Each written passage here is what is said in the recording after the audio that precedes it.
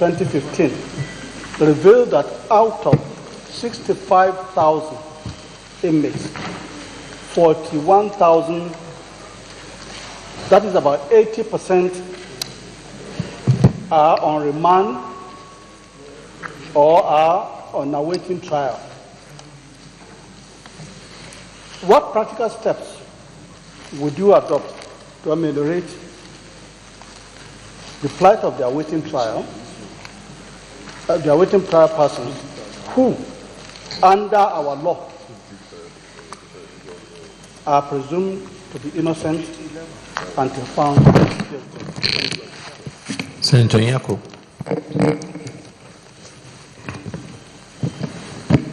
Your Excellency, the Senate President, thank you for the opportunity. Our nominee, good afternoon and welcome to the Senate. I'm really delighted to see you here. Nominee Solomon Dalong. I have followed you over time and I have an idea of who you are. I think by the grace of God, if this Senate should clear you, you'll be a very useful addition to the cabinet. I think now, so. Let me bring you to certain issues. I'm not sure what... Please, I want you to remain the conscience of this administration. You fought extremely hard during the period of transition, and we fought very hard to bring about a party, to bring about a leader who we believe will give Nigerians change. Nigerians are ready for this change. We are poised for this change. I have read our party manifesto, but I want us to go beyond this. In the area of planning, the party manifesto has given us guidelines, but then at this stage, when you join the cabinet, I hope that you will come up with a clear-cut master plan for Nigeria. Change cannot be just a matter of... Distinguished Senator, put the question. In a very clear way, we need to have a master plan for Nigeria that will enable us to actualize change. What role will you play with regards to that? Because the next time you appear before these chambers, if all things being equal, I will ask you the same question. And I hope by that time we have moved forward. Thank you very much. Senator George Akume.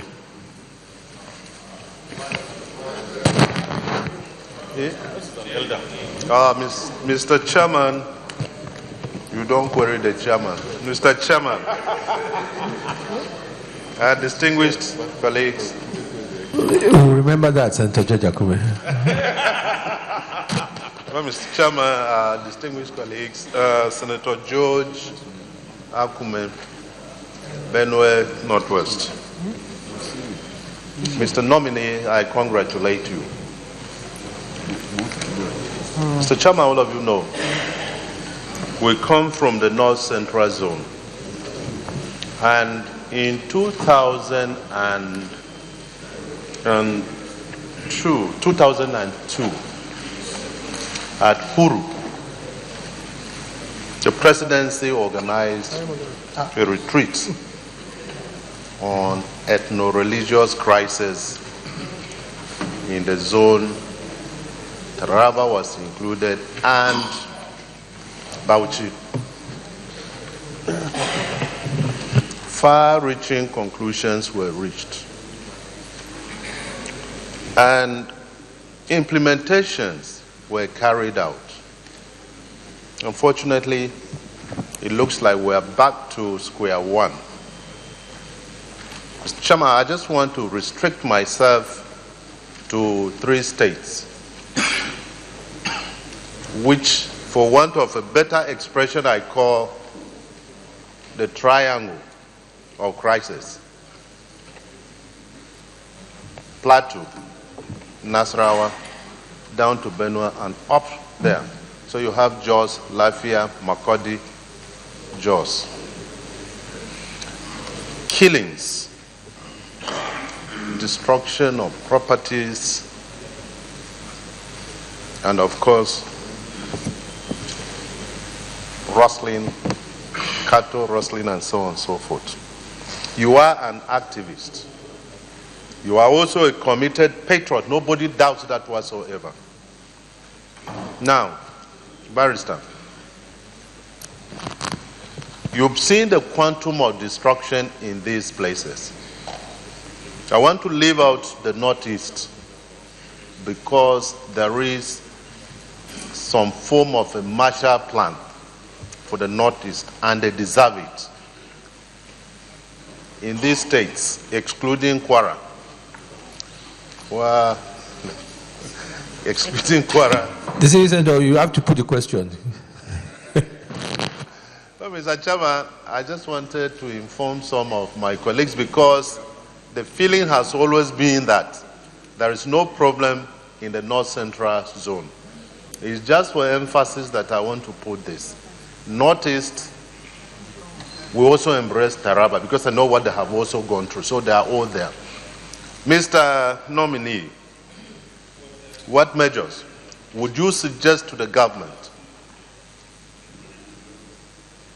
to ensure this crisis cease, given the fact that those of us from this area, from time immemorial, can place this on record that we never had any problems whatsoever with the cattle rearers and the farmers.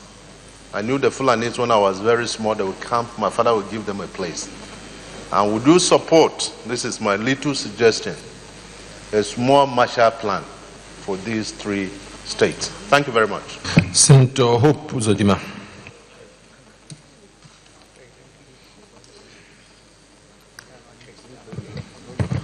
Thank you, Mr. President, distinguished colleagues.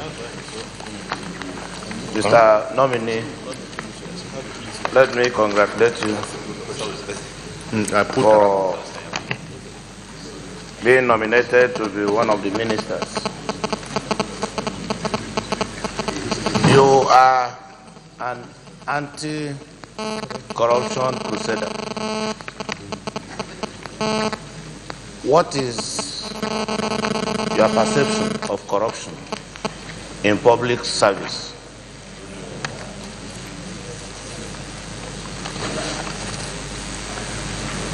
And you mentioned here that you have a passion for national unity.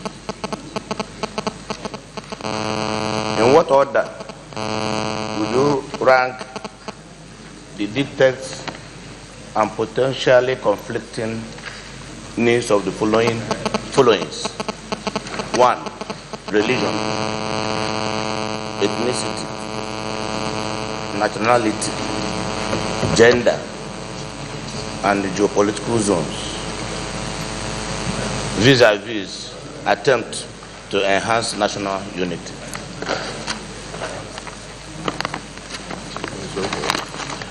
If you are confirmed as a minister,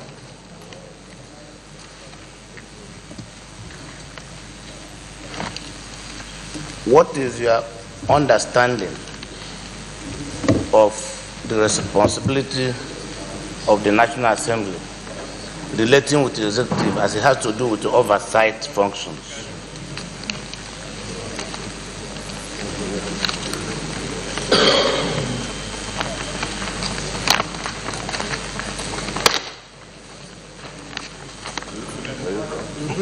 And given your competencies, which you've just mentioned, is there any particular ministry you would prefer to deploy these competencies to?